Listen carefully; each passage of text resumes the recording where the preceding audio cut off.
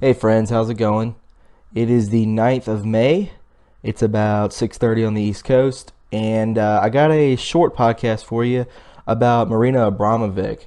Now, a lot of people think, they've messaged me back and forth talking about white magic and black magic and how people use this. You have white hats and black hats, and these people are more than what you think they are. 2 years ago, did you think that Hillary Clinton and Jeffrey Epstein and the Bushes and stuff were all pedophiles and they murdered children and all this stuff? No, you had no idea.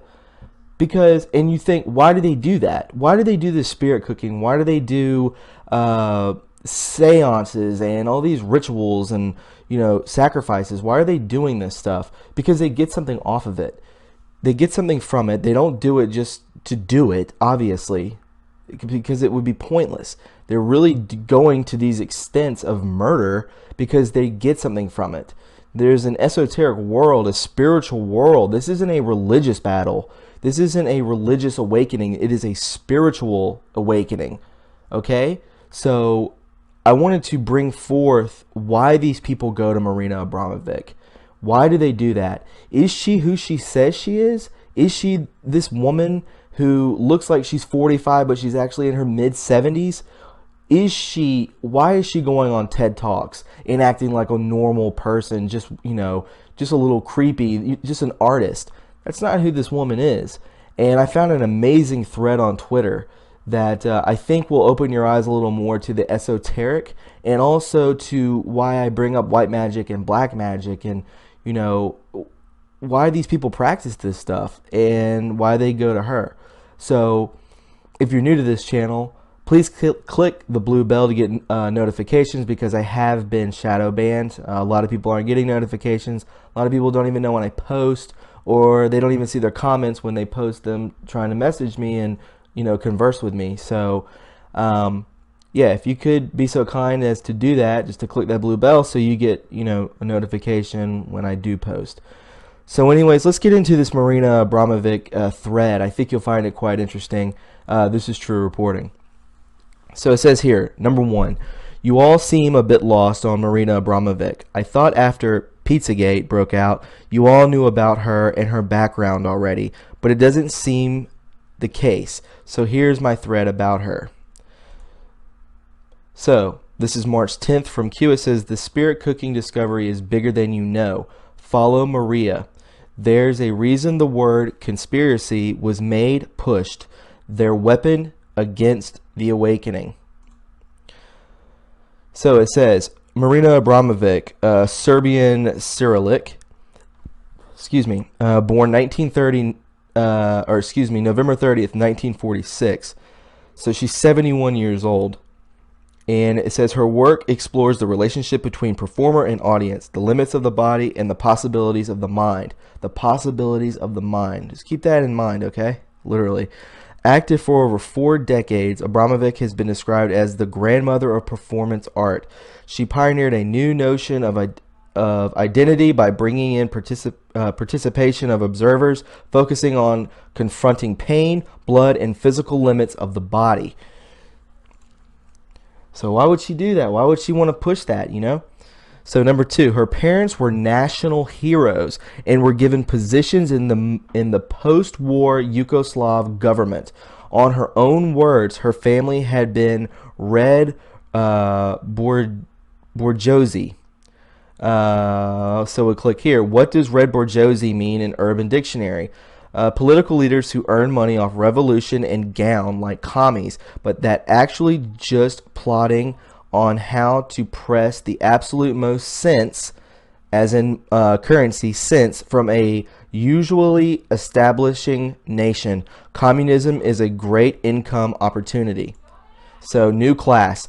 The new class is used as a polemic term by critics of countries that followed the Soviet type of communism to describe the privileged ruling class of bureaucrats and Communist Party functionaries, which arose in these states. Generally, the group known in the Soviet Union as the nomenclatura conforms to the theory of the new class. Earlier, the term was applied to another emerging strata of the society. Number 3, she spent various years with her very religious grandmother, going to church and performing all the necessary rituals. Seems part of this rituals include a lot of whipping, pain, drawing blood, etc. Her great uncle was Varnava of the Serbian Orthodox Church. Okay, so we'll scroll back up for just a second. So just know that her parents were national heroes and were given positions in the post-war Yugoslav government. So she's not just some nobody, right? Okay, so we'll continue on. So Varnova, the great uncle was Varnova. Who was Varnova? Since Metropolitan Parthenos of Debar and Velez, 1907 to 1913, was frequently absent from his eparchy, serving as a member of the Holy Synod of Constantinople. It was decided that the auxiliary bishop should be appointed for administration of the eparchy. By that time, Varnova Rosic was serving as a Serbian Orthodox priest in Constantinople, and he was chosen and consecrated as bishop on April 10th, 1910, in the Patriarchal Church of St. George as an auxiliary bishop serving the eparchy of Debar and Velez. He welcomed the liberation of that region from Turkish rule in 1912 and annexation to the Kingdom of Serbia. Metropolitan Parthenios was finally transferred to another eparchy in 1913, and Bishop Varnova was left in charge not only in the eparchy of Debar and Velez, since administration of other essential territories annexed to Kingdom of Serbia was also entrusted to him. So this guy is over a lot of stuff, right? A lot of church, a lot of worshiping. So number 4, Varnova, born Peter Rosic in Plevia, had a fondness for taking little boys to his bed. Marina's lineage traces back to Rasputin, as well as European royalty, and the mysterious Rosicrucian secret society. So we'll click here. Slight and short with a high-pitched voice, Varnova, it was rumored, liked to wear women's clothing, throw wild parties in the monastery, and take boys to his bed. Father Georgy Shlevetsky, the last protopresbyter of the Imperial Russian Army and Navy, characterized Varnova in a letter to Father Vostokov as a cunning and nasty figure of unhealthy ambition. He said Varnova was the confessor to that Mason Count Witt, and is himself an atheist Mason. Shlevetsky even claimed Varnova had sexually abused and then murdered a beautiful young altar boy at Kolomona. His body discovered lodged under a mill wheel. Okay, so number 5, who is Marina's brother? None other than Velimir Abramovic. Velimir is a well-known philosopher and mathematician who works consists mainly on refuting Einstein's theories and electrodynamics. He is also very concerned with the possibilities of the many infinites. So we'll look here. This is his Twitter account. I can't read any of this because it's all in Russian. But it's just validating who he is. Velimir Abramovic raised the question of time, its perception during the cause of history, and of modern trends toward establishing a precise and unique definition of time. He defines 3 categories of time: general time, independent from our senses, equal to the being, non-dimensional and non-spatial; internal time, which structures systems of physics and regulates their functions; local time, which is so-called time operator, i.e. those are time conditions out of the systems of physics, but which interact with them. Among other scientists who have tackled the issues of time and the relationship between physics and metaphysics, he names Tesla and Boscovic, rejecting the postulates of quantum mechanics and pointing at the importance of elucid geometry, striding along the wide field of exact science, philosophy of sciences, cosmology, chronology, mathematics, theory of physics, theory of systems. Abramovic stressed the need for establishing closer connections between science and religion, i.e., the cohesive factor which would bind them, philosophy. So very interesting. I mean, these people, her family's extremely smart. They're not pushovers. This woman is very smart. Her gene pool is ridiculous. So number 6, at the works of Nikola Tesla, he was probably one of the very few individuals alive that understands the complete works of Nikola Tesla. More importantly, he is a member of the Institute for Science of Time, Academia NOIA. So Professor Dr. Velimir Abramovic, brother of Marina Abramovic, will come to Le Petit Festival to have a lecture about Nikola Tesla. Number 7, what is interesting about the NOIA is that they concern themselves with the study of noosphere, from Greek nous, equals mind, and sphera equals globe, so mind globe, a figurative envelope of conceptual thought or reflective impulses produced by human intellect. So the word noosphere was coined in an analogy with the geosphere, the world or layer of dead matter, and the biosphere, the world or layer of living matter. Beyond and superimposed on these spheres lies another dimensional sphere, the noosphere, from Greek nous equals mind, sphera equals globe, a figurative envelope of conceptual thought or reflective impulses produced by the human intellect. It is not scientifically measurable, of course, but its presence is strongly felt and its influence is all-pervading. The concept of the first formulated by Vladimir Verdansky and elaborated by Pierre Teilhard. So I guess it's almost like it says the unification of humanity on the world scale coincides with the emergence of a new sphere, the world of thought, the global consciousness. Willingly or unwillingly, all our desires and needs converge to the same final goal, the omega point. Wild. 8. Greek philosophers wrote extensively about the thought world and how it's just as real as the matter or quantum world. Ideas travel and spread around the globe, positive or negative. Hence why you have inventions across the world from people that never met before. Number 9. However, we have been told to discard this thought world or new sphere. We are supposed to believe it doesn't exist. This is the part of reality that gets hijacked by the cabal by constantly bombarding with TV and celebrities, so we don't use reasoning and expand our own abilities. Just like MK Ultra, you see a Coca-Cola commercial and you want a Coke. You know, it's just like the movie Zoolander. Where do you think they got that from? They got that from what really goes on. You know, they MK Ultra people through TV, celebrities, so they hijack our minds so that the cabal can herd us like cattle.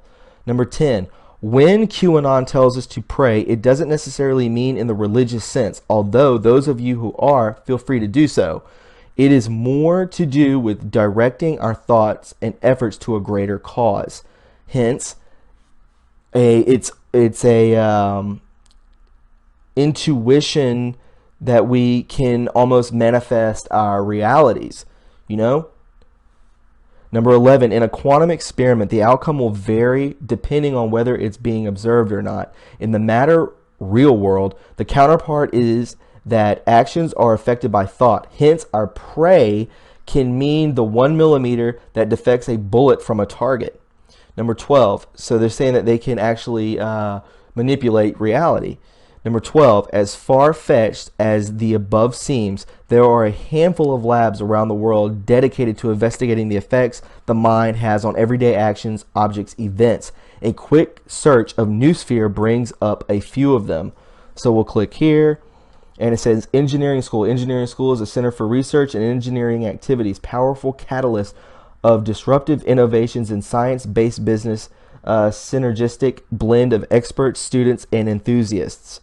So they have this guy right here that's just hooked up to, looks like electrodes and robotic technology and electronics, game development, IT system development, space research, and technology. Also, Newsphere Contemporary Art Lab. Okay, so we're bringing in the art aspect of this, right? So we'll go down. 13. The concepts of Newsphere were developed by three main figures: Nikola Tesla, Vladimir Verdansky, and Pierre Teilhard. In today's modern world, Tesla Institute still carries on the research whose ground was set by Tesla. 14. What does it all mean? When you look at the subatomic particles, the basic constituents of matter, you can reduce everything to electrical charges, electrons interacting with one another. In that scenario, you can't tell where the chair ends and the person sitting on it begins. 15. On the thought world, the same occurs. We have our own individual thoughts, but they are also affected by whether the guy next door is in a good mood or not. This is part of what we call global consciousness. We are one, so to speak, and hence where we go one, we go all. So we'll go here, Global Consciousness Project. The Global Consciousness Project, GCP, is a parapsychology experiment begun in 1998 as an attempt to detect possible interactions of global consciousness with physical symptoms. The project monitors a geographically distributed network of hardware random number generators in a bit to identify anomalous outputs that correlate with widespread emotional responses to set of world events or periods of focused attention by a large number of people. The GCP is privately funded through the Institution of Noetic Sciences and describe itself as an international collaboration of about 100 research scientists and engineers. So let's look at wars: World War I, World War II, Vietnam. All of these things are wild or worldwide and affect thousands, hundreds of thousands of people. Think of 9/11. That brought America together, 350 million people. So that also brought a lot of people down, and that, I believe, was the beginning of the global awakening. So my question to you is, why would the cabal bring those towers down for money if it would cause a global awakening? Because that's when a lot of people started doing this. They started questioning the government even more and more, because there were a lot of loose ends to when this happened. So why would they do that? They did that because we are less than nothing to them. We are cattle. We are herded to be murdered and experimented on through food, through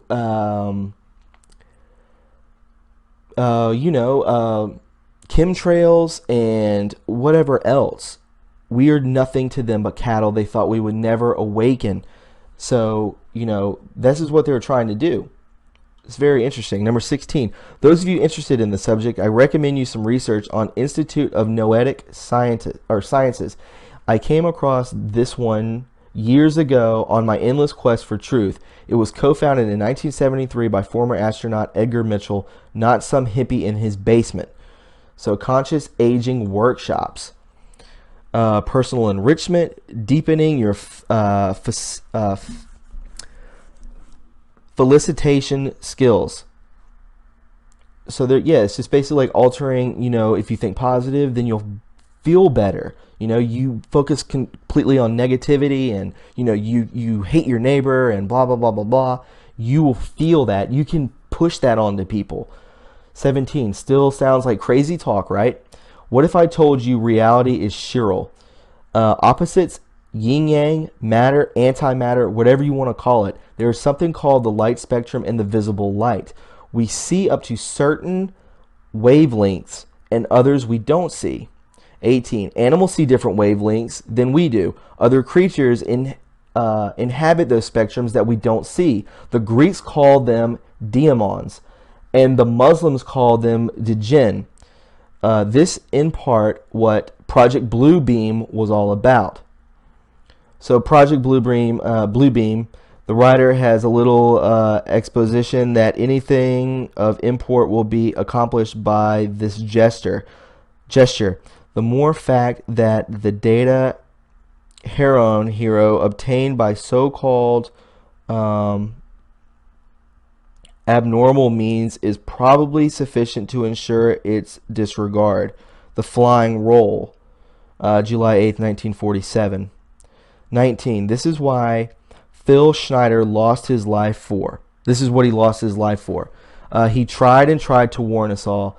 This call was not fake either.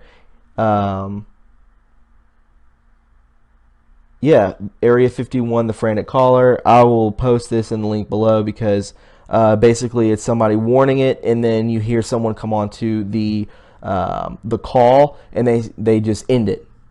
They end it, and then that guy was never seen or heard from again. So number 20, this here is Iverna, YouTube, was the first to clock on the fact that Stenali is part of the Knights of Malta, not so secret society. Do you know who the Knights of Malta really work for? Report to? Well, the Vatican. 21. Do you know the Vatican has the greatest astronomy labs out there to rival NASA, NSA, ESA? Do you know one of the infrared telescopes from the Vatican looking for extraterrestrials is named Lucifer, aka the Morning Star? Pretty incredible. We'll click on this and just check it out. Lucifer is helping Vatican astronomers look for extraterrestrials. This is April 11, 2013. A new book claims that the Vatican astronomers are looking for extraterrestrials, and they are using Lucifer to do it. Although it shares the same name as Christianity's fallen angel and the personification of evil, Lucifer is an instrument attached to a telescope. And it's just a part of a telescope. It's fine. You know, that's just what they're thinking. So it says number 22, besides Santilli, a guy who invented a mathematical and chemistry concepts to rival Newton's so advanced that only a handful of people are able to understand it. Do you know who else belongs to the Knights of Malta Society? Well, Marina Abramovic, of course. Number 23, so who are the Knights of Malta 7? What do they do? Note, this is only a vague reference. I've already researched this to exhaustion, and this isn't the point of this thread. So I beg you, don't take my word for it on anything I post. Do your own research. So, you know, he's left us a lot of stuff. Let's figure out who the Knights of Malta are. So basically, the Order of Malta is a Roman Catholic religious order, traditionally of military, chivalrous, and noble nature. It was founded as the Knights Hospitaller circa 1099 in Jerusalem, Kingdom of Jerusalem, by the Blessed Gerard, making it the world's oldest surviving chivalric order, headquartered in Palazzo Malta in Rome. The sovereign military order of Malta, now based in Rome, is a present-day continuation of the medieval Knights of Hospitaller, with origins in the hospital founded circa 1048 by merchants from the Duchy of Amafila. So basically, it just goes back to Jerusalem, and it's survived for over 900 years. These two abilities, the independence from other nations and the right to use military force, provide the basis for the order's peculiar standing in their international community. It is no secret that the order had some ups and downs over the course of centuries-old existence. In 1291, prompted by the fall of the last Christian compound in the area, the order struck out for the island of Cyprus. From there, the order relocated to Rhodes, where it built one of the most powerful naval forces in the Mediterranean. The order of called Rhodes home until 1523, and during this time, it issued its own currency and cultivated diplomatic relationships with other countries. When Sultan Solimane the Magnificent held the order under siege for months, the knights were eventually forced to surrender the island. For 7 years, the order was a sovereign entity with no territory of its own. Fortunately, Emperor Charles V gifted the island of Malta to the order of 1530. This lasted until 1798, when Napoleon took over the island. By this point, the order had a long-standing rule forbidding its forces from raising arms against other Christians. As a result, they left Malta, traveling through Messina, Catania, and Ferrara, before eventually settling in Rome. This order is still based in Rome today, and it still conducts extensive humanitarian work across the planet. 24. Other than Marina being a part of the Knights of Malta, what does it have to do with her? How about her institute partly funding the Nikola Tesla Institute, where her brother does research in regards to increasing human energy? So we take a look at here: IR camera, lens, CCD camera head facing onto the subject, air conditioned unit, IR camera control, CCD camera controller, signal processor, control unit, compressor, refrigerant line, computer. Interactive human energy room.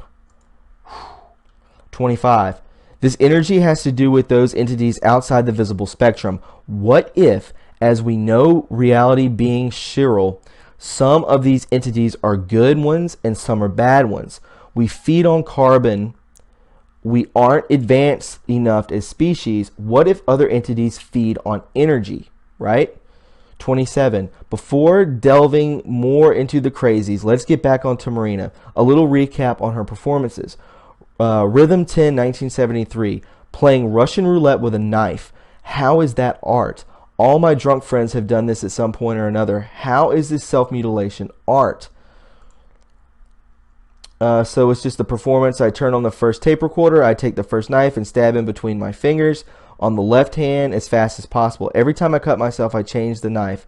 When I've used all the knives, all the rhythms, I rewind the tape recorder. I listen to the recording of the first part of the performance. I take the knives in the same order, follow the same rhythm, and cut myself in the same places. In this performance, the mistakes of time past and the time present are synchronized. I rewind the second tape recorder and listen to the double rhythm of the knives. I leave.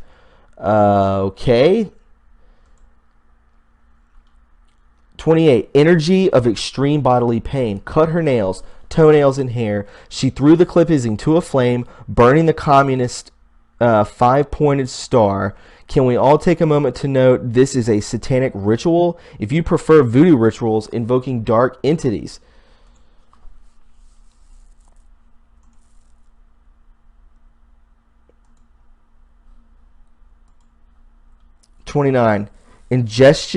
Ingesting medication for patients suffering from catatonia, then taking meds for violent schizophrenic patients.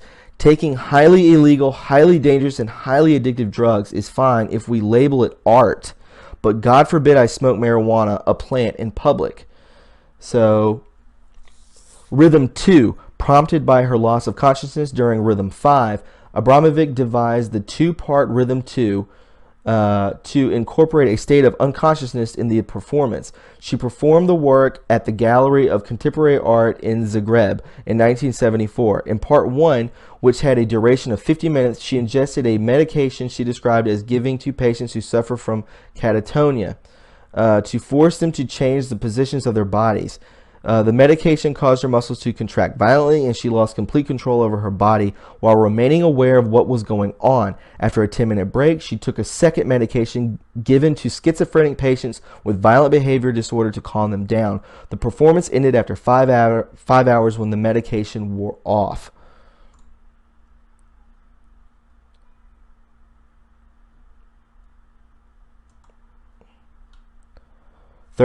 Rhythm 0, 1974. As effed as the performance was, I generally understand the exploration of human nature, the individual acting alone and the individual as part of a group, and how that changes the behavior. However, would I call it art? To test the limits of relationship between performer and audience, Abramovic developed one of her most challenging and best-known performances. She assigned a passive role to herself, with the public being the force which would act on her. Abramovic placed on a table 72 objects that people were allowed to use. A sign informed them in any way that they chose. Some of these objects that could give pleasure, while others could be whittled to inflict pain or to harm her. Among them were a rose, a feather, honey, a whip, olive oil, scissors, a scalpel, a gun, and a single bullet. For 6 hours, the artist allowed the audience members to manipulate her body and actions. This tested how vulnerable and aggressive the human subject could be when hidden from social consequences. By the end of the performance, her body was stripped, attacked, and devalued into an image that Abramovic described as the Madonna, mother, and whore. Additionally, marking of aggressions were apparent on the artist's body.